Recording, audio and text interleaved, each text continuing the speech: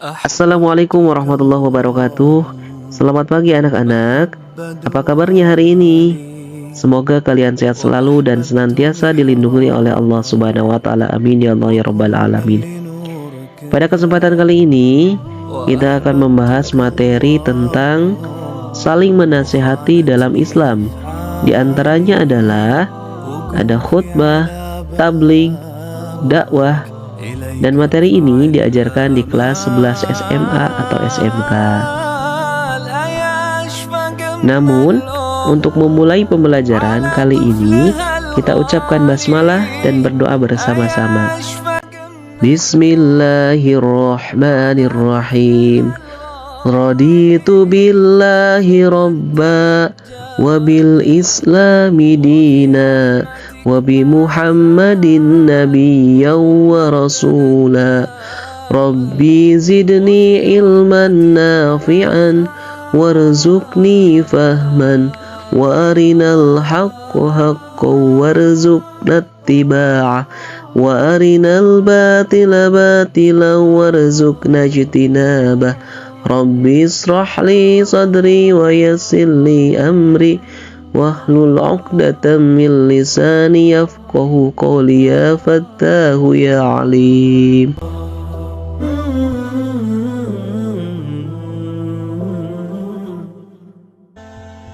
Setiap muslim diperintahkan untuk memberikan nasihat dalam kebenaran dan menasihati dalam kesabaran.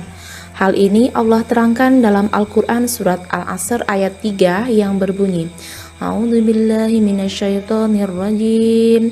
Bismillahirrahmanirrahim.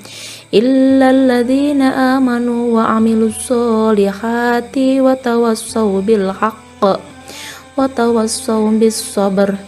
Yang artinya, kecuali orang-orang yang beriman dan mengerjakan kebajikan serta saling menasihati untuk kebenaran dan saling menasihati untuk kesabaran. Shadaqallahul azim.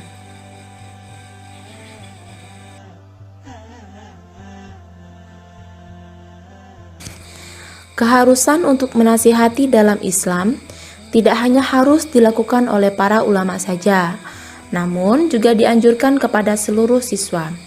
Siswa dianjurkan menyampaikan nasihat sesuai dengan kadar kemampuannya, sebagaimana hadis Rasulullah SAW yang berbunyi, An Abdullah ibni Amru annan Nabiyyi sallallahu alaihi wasallam qala ballighu anni walau ayah, rawahul Bukhari. Artinya, dari Abdullah bin Amr dituturkan bahwasanya Rasulullah SAW bersabda, sampaikanlah dariku walaupun satu ayat. Hadis riwayat Bukhari. Dalam lingkungan sekolah, menasihati bisa sama murid ataupun guru pada murid.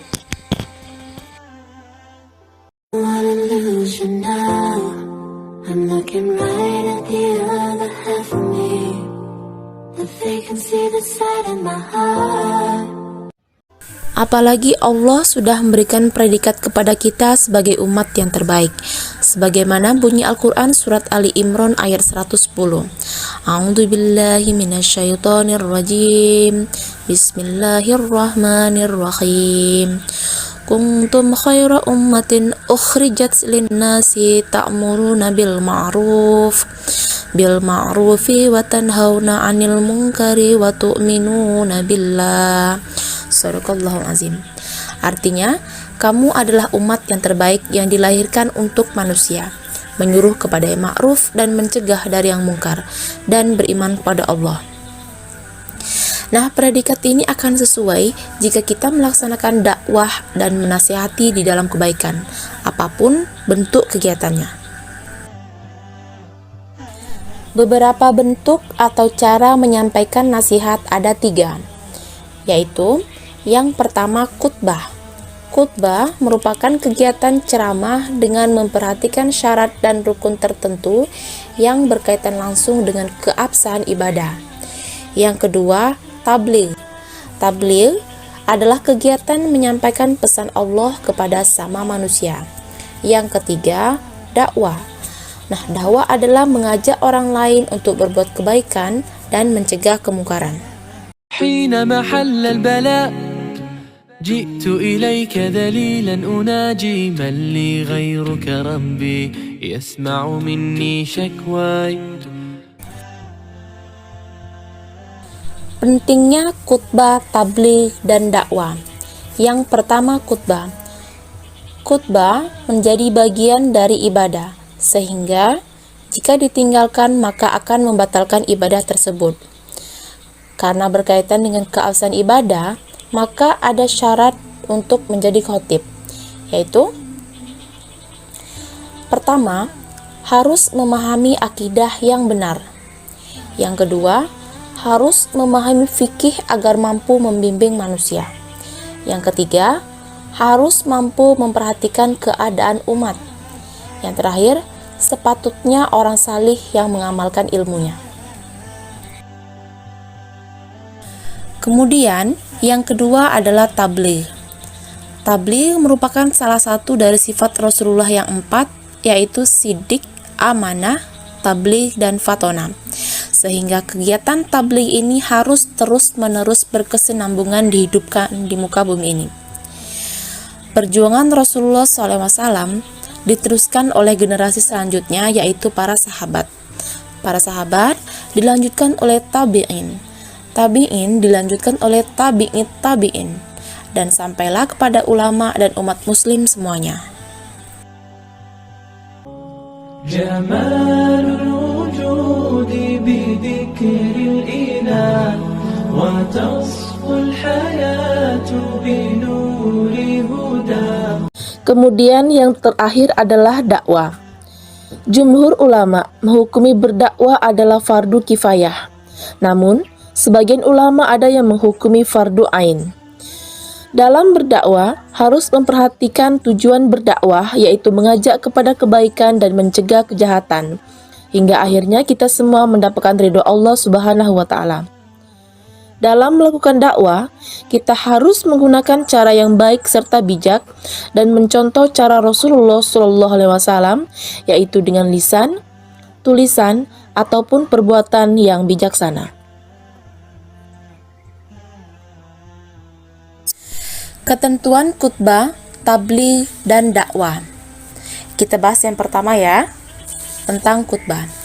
Ada 3 hal yang harus dipahami bagi anak-anak dalam ketentuan khutbah, yaitu syarat khatib, rukun khutbah, dan sunnah khutbah.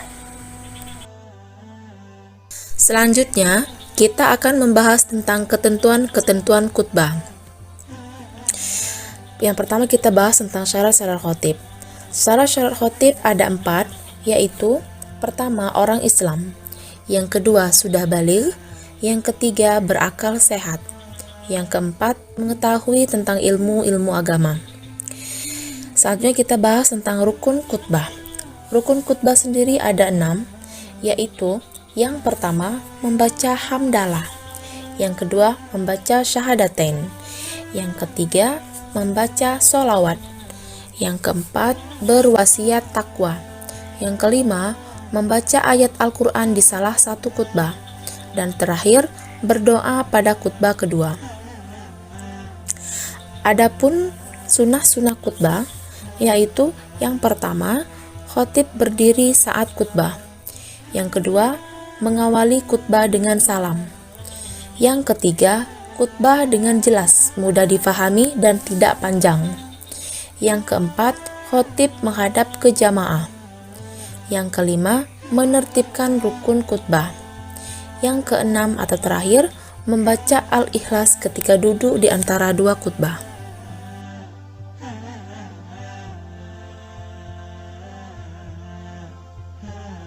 Kita masuk ke pembahasan tentang tabligh. Orang yang melakukan tabligh disebut mubaligh.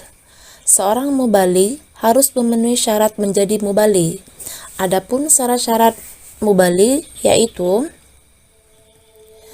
1. Orang Islam. Yang kedua, baligh. Yang ketiga, berakal. Dan terakhir, mendalami ajaran Islam. Dan dalam menyampaikan tabligh, mubaligh harus memperhatikan etika-etika dalam bertabligh, yaitu yang pertama, lemah lembut. Yang kedua, menggunakan bahasa yang mudah dipahami. Yang ketiga, utamakan musyawarah. Yang keempat, dasar hukum. Kelima, ikhlas dan sabar. Dan terakhir, menghindari permusuhan. Kita masuk ke pembahasan tentang dakwah. Orang yang melakukan dakwah disebut da'i. Menjadi seorang da'i haruslah memenuhi syarat-syarat tertentu, yaitu yang pertama, Islam. Yang kedua, baligh. Yang ketiga, berakal. Dan keempat, mendalami ajaran Islam. Dalam menyampaikan dakwah sendiri, ada etika berdakwah yang harus diperhatikan, yaitu yang pertama, dilaksanakan dengan hikmah. Yang kedua, dilaksanakan dengan mau'izatul hasanah atau nasihat yang baik. Yang ketiga, dilaksanakan melalui pemberian contoh yang baik. Yang keempat, melalui forum diskusi yang dinamis dan santun.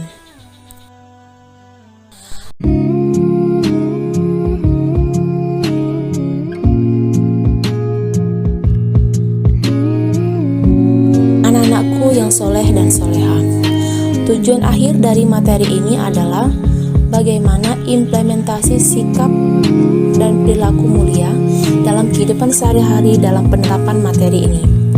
Beberapa perilaku mulia yang mencerminkan penerapan materi ini diantaranya, yang pertama, saat khutbah hendaknya mendengarkan dan menyimak. Yang kedua, melihat kemungkaran harus dicegah dengan semampunya. Yang ketiga, jika melihat sesuatu yang baik haruslah dicontoh. Yang keempat, melibatkan diri secara aktif dalam kegiatan-kegiatan keagamaan. Yang kelima, memprakarsai kegiatan dakwah Islam di lingkungan sekitar. Demikianlah pembahasan bab 4 tentang saling menasihati dalam Islam. Semoga semuanya bisa memahami materi ini dan mengambil nilai kebaikan di dalamnya, sehingga kita semuanya menjadi orang yang beruntung dan mulia. Sebab syarat mutlak agar kita tidak merugi adalah beriman dan beramal solih, serta saling menasihati dalam kebaikan dan kesabaran.